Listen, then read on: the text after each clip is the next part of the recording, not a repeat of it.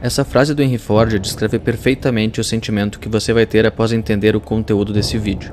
Nos próximos 15 minutos, você vai entender como poucas pessoas, de forma fraudulenta, roubam toda a população diariamente, como todo o dinheiro do mundo é criado, porque os preços vão sempre ficar mais caros independentemente do governo que estiver no poder, e quem são os tomadores de decisão que controlam e manipulam o valor das moedas.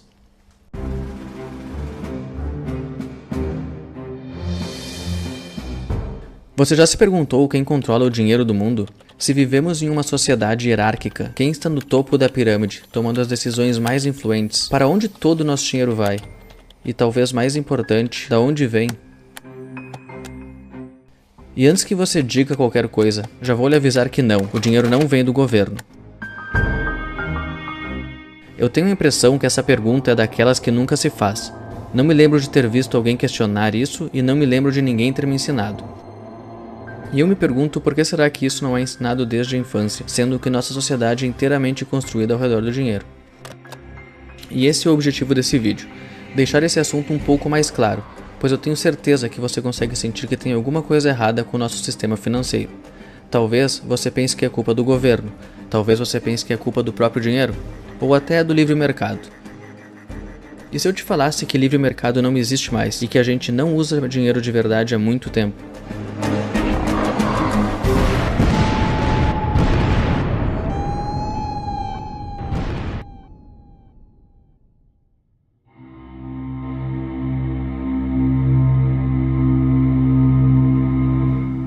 O ano era 1694, e a Inglaterra saía de um período de 50 anos de guerras. O governo, exausto, precisava de dinheiro emprestado para financiar suas agendas políticas. A partir da ideia do banqueiro escocês William Peterson, foi decidido que a melhor solução para o presente problema seria que um banco privado pudesse emprestar para o governo dinheiro criado do nada. E assim nasceu o primeiro banco central do qual temos registro, o Banco Central da Inglaterra. Mas esse foi só o início da história. Alguns poucos poderosos souberam usar desse fato histórico para, sorrateiramente, implantar o cavalo de Troia que daria início à maior fraude da história da humanidade.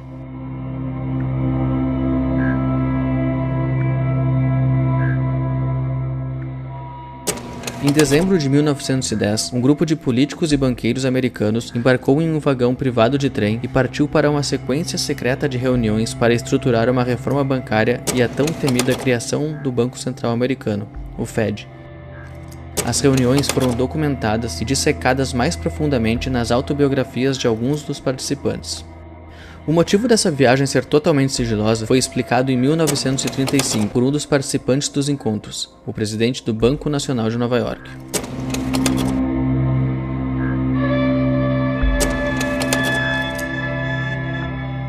Basicamente, uma economia dominada por um banco central significa uma economia cheia de altos e baixos, onde depois das épocas de recessão os ricos sempre ficam mais ricos e os pobres mais pobres. Mas como que esse documento propondo a criação do Fed foi aprovado pelo Congresso? Bom, após esse grupo expor o documento explicando como funcionaria o sistema monetário com a criação do Fed, os banqueiros foram contra. Portanto, a população foi a favor. O inimigo do meu inimigo só pode ser meu amigo. Se os bancos não gostam, só pode ser bom. E assim, a população mordeu a isca, aceitando de bom grado o cavalo envenenado. Foi desse modo que aquele grupo seleto de pessoas já superpoderosas ganhou controle total sobre a emissão e criação do dinheiro americano. E mesmo a melhor das nossas chances de ter evitado tudo o que você vai descobrir que está acontecendo foi rapidamente destruída em uma manobra no mínimo duvidosa.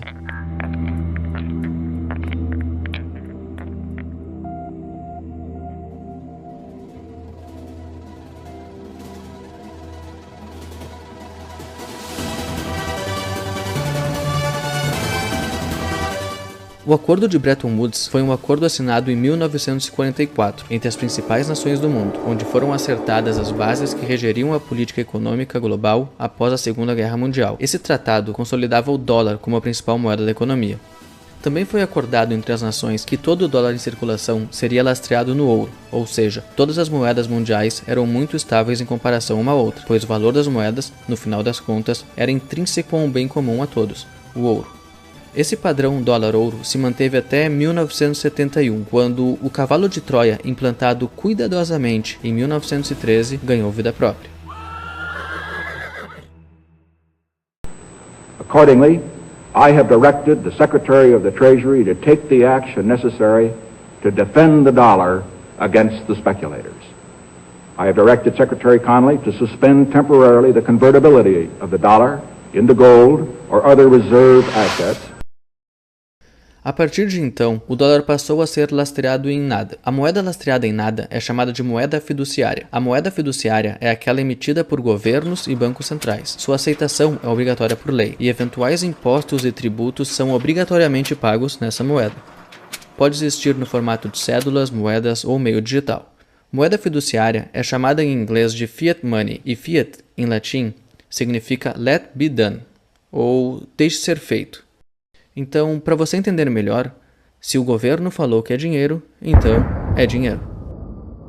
Mas sim, eu sei o que você está pensando. Se o dólar é lastreado em nada e todas as outras moedas são lastreadas em dólar, não estariam todas as moedas lastreadas em nada? Ou melhor dizendo, visto que o dólar é a principal moeda da economia, não estariam as outras moedas lastreadas pura e simplesmente na confiança no governo americano? O sistema econômico mundial só funciona porque a população acredita que a moeda vale alguma coisa. Claro, o governo te obriga a aceitar que a moeda tem valor, mas muita dessa fé vem do fato de que a maioria da população não tem nem ideia de onde vem todo o nosso fornecimento financeiro. E é isso que eu vou lhe mostrar agora.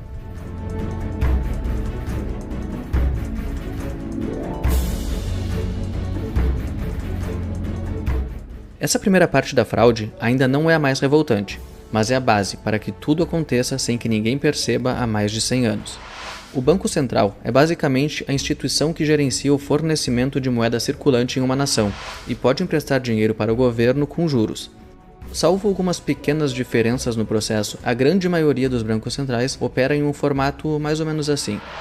Quando o governo precisa de mais dinheiro do que recebeu em impostos, ele entra em contato com o Tesouro Nacional e pede dinheiro.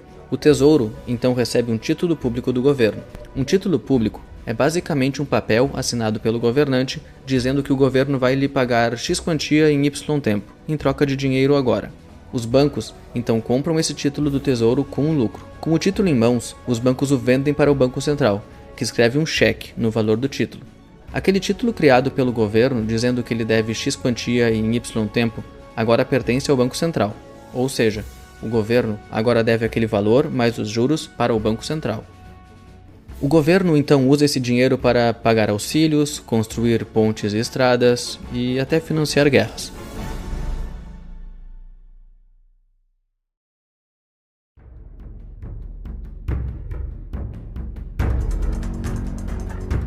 Mas da onde o Banco Central tira dinheiro para comprar os títulos públicos? Incrivelmente, o Banco Central não tira o dinheiro de nenhum lugar. O Banco Central simplesmente cria dinheiro, do nada, e troca por títulos. Basicamente, eles estão assinando um cheque vindo de uma conta que não tem dinheiro nela, e esse dinheiro, criado do nada, em breve vai ser jogado na economia. Se eu fizesse isso, ou se você fizesse isso, seríamos presos por fraude, sem direito à contestação. A diferença é que o sistema foi inventado por eles, e a fraude recém começou. Existe uma segunda maneira na qual o dinheiro é criado, e aos poucos a gente consegue entender a complexidade do sistema no qual estamos imersos diariamente. Talvez você se assuste com o que eu vou te dizer agora, mas, na verdade, você não deposita dinheiro no banco para que o banco cuide do dinheiro até você precisar. Você empresta o seu dinheiro para o banco usar como quiser, em troca de um juro. E o que ele faz com esse dinheiro é onde a diversão realmente começa. Quando você pega dinheiro emprestado com o banco, seja para abrir um negócio, comprar uma casa ou qualquer que seja a utilização, o banco cria dinheiro do nada para lhe emprestar. E antes que você venha me dizer que não, que o dinheiro emprestado pelos bancos é o dinheiro depositado lá por outros clientes, veja o que o antigo presidente do Banco Central do Canadá disse.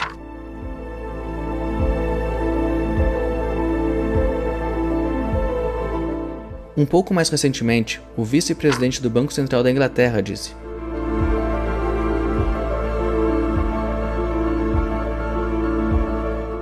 o que eles estão dizendo aqui é que cada vez que um banco faz um empréstimo, ele não usa o dinheiro de outras pessoas para conceder o empréstimo. Ele simplesmente aumenta a conta bancária do solicitante.